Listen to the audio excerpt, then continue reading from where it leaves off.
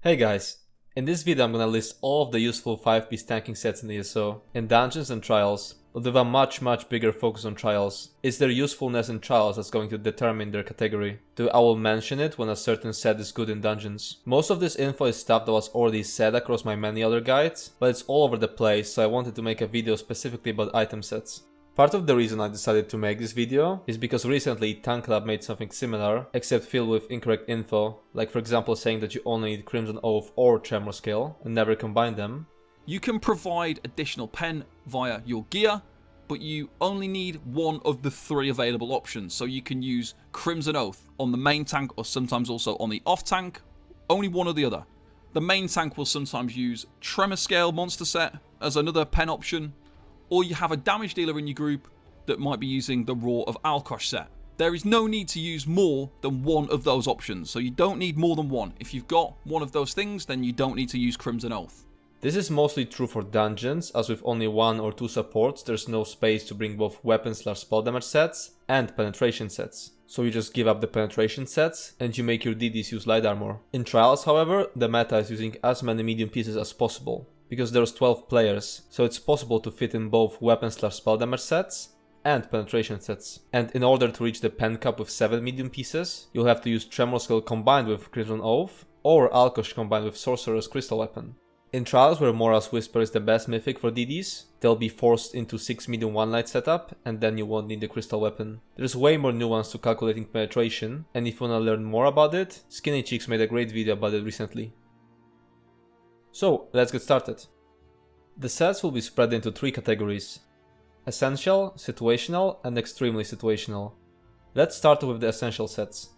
Claw of Yolnacreen, a heavy armor set from Sunspire trial that provides minor courage, which increases your weapon and spell damage by 215. It can be backbarred and proc with a range taunt like Destructive Clench, but you'll have to pay attention to the projectile, because if you bar swap to your front bar before the projectile hits and taunts your enemy, Yolnacreen will not proc. It might seem like this is a staple set, but since there's so many useful support sets nowadays, in more optimized groups this set is sometimes ditched, and instead minor courage is provided by a damage dealer with the Crusader set. Pearlescent Ward, a heavy armor set from Dreadsail Reef trial that provides a unique 185 weapon and spell damage buff that turns into up to 60.5% damage reduction buff when your teammates start dying. I know the tooltip says 66%, but this is the value you would get with your entire group dead, which you'll never benefit from. So the maximum you can get is when 11 out of 12 people in your group are dead, which gives 60.5%. In a dungeon, the maximum you can get is 49.5%. It unfortunately has to be double barred, so most of the times it will be worn on body. That damage reduction buff is a massive help for beginner groups. Since the item set doesn't require any interaction and doesn't require you to slot any specific skills, it's nice to put on a tank with a difficult job so they can focus on it entirely. Saxil's Champion, a heavy armor set from Rogue Grove trial that provides major force for 1 second per 15 ultimate spent, whenever you use an ultimate. Most of the time it's gonna be used on Necromancer tanks in combination with Colossus ultimate. It can be backbarred if you commit to using only your backbar ultimate. It will also allow you to slot Temporal Guard for passive minor protection on your front bar. This set is an absolute must. Without it you simply cannot achieve decent uptime of major force, though it doesn't necessarily have to be on a tank. It can also be used by a healer. The only situation where you can get around without Saxil is in extremely short bursty fights, around 30 to 40 seconds, where you can instead use Noon Attack and extend it once with Nazarai. This will also work in Sunspire, where separate phases are around 30 to 40 seconds long. This set is also great for beginners, as it allows you to use defensive ultimates such as Barrier or Magma Shell, while still providing major force. Turning Tide, a heavy armor set from Shipwright's Regret dungeon that provides major vulnerability, which increases enemies' damage taken by 10% for 10 seconds, with a 15-second cooldown, so theoretically you can achieve up to 67% uptime with just that. This set is extremely useful in dungeons, and in unorganized trial groups, and mostly useless in organized trial groups, where major vulnerability is provided by Necromancer's Colossi ultimates, combined with Nazarai or Archdruid. Up until recently, this set was useful even in optimized groups, in trash packs. If your Necromancer support couldn't get Colossus in time, you would put on Turning Tide for a single trash pack. But nowadays, this job is fulfilled by Archdruid Deverick. Its another advantage is that you can obtain it before getting into trials, since it's a dungeon set. Crimson Oath's Rive, a heavy armor set from Dreadsail dungeon that provides 3541 penetration. Depending on many factors, you'll need that set or tremor scale or both. For example, if your damage dealers are in full medium, which is the meta in trials, you'll need both tremor scale and Crimson Oath. Or instead of having these two sets on a tank, you can use Alkosh on a damage dealer, which is the preferred option in optimized groups, since Alkosh on its own provides similar amount of penetration as these two sets combined. With Alkosh you'll be a tiny bit short of reaching pen cap, and you can fix that by having Sorcerer use Crystal Weapon or having your DDs use a single light armor piece.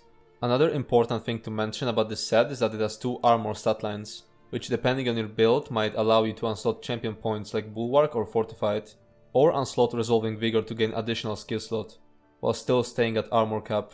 I was unsure about Crimson Oath's category placement because Alkosh is just so much better in organized groups, but since you most likely won't find a DD with Alkosh in pack groups, I decided to put it in the essential category in the end. Just like with Turning Tide, its advantage is that you can obtain it before getting into trials. Powerful Assault. A medium armor set from Imperial City that provides a unique 307 weapon and spell damage buff to 6 people whenever you use an assault ability. It can be very easily backbarred, and it is sometimes used by healers instead.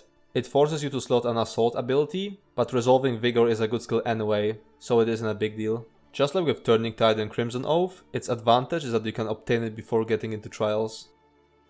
Powerful Assault marks the end of the essential category, and now we're moving on to situational sets.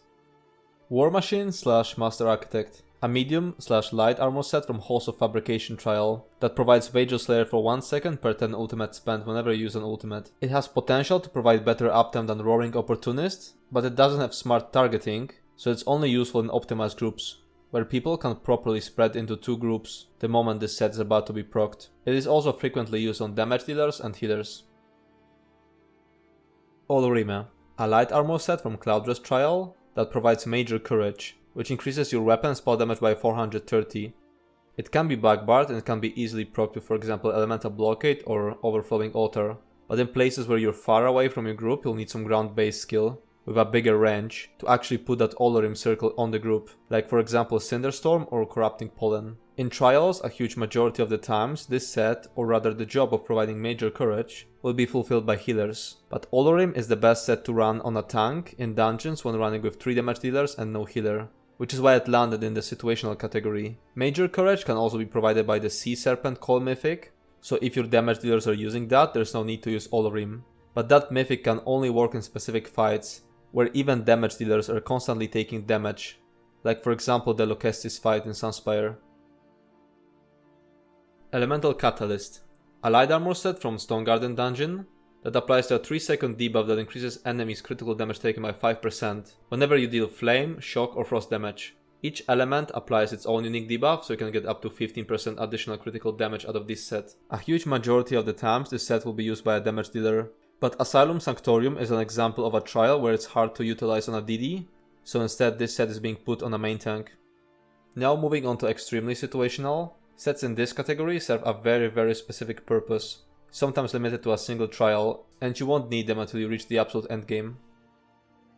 Pillager's Prophet, a light armor set from Dreadsail Reef trial, which provides ultimate to your teammates equal to 5% of your ultimate spent. A huge majority of the times this set will be used on a healer, but I wanted to mention it in the extremely situational category, as it's sometimes useful to have a tank put this set on for a single trash pack. Martial Knowledge, a light armor set from Craglorn Overland. While your stamina is below 50%, your light attacks apply a 5-second debuff that increases damage taken by 8%. The effect has an 8-second cooldown. This set will most of the times be used on healers or damage dealers, but it can also be used on a tank. And that's it for this video. It was a bit hard to put this list together since in ESO there's so many variables and sets that are absolutely best in unorganized groups can be used as in organized ones. I hope I made everything clear, but if you have any more questions or you're unsure what kind of item set composition would be best for your team, just leave a comment and I'll respond as soon as I can. If you wanna help me out, you can share this video, for example in tank channels in some ESO discords, so that no DD ever has to underpen by 3000 because their tank followed Tank Club's advice. Thanks for watching and see you next time.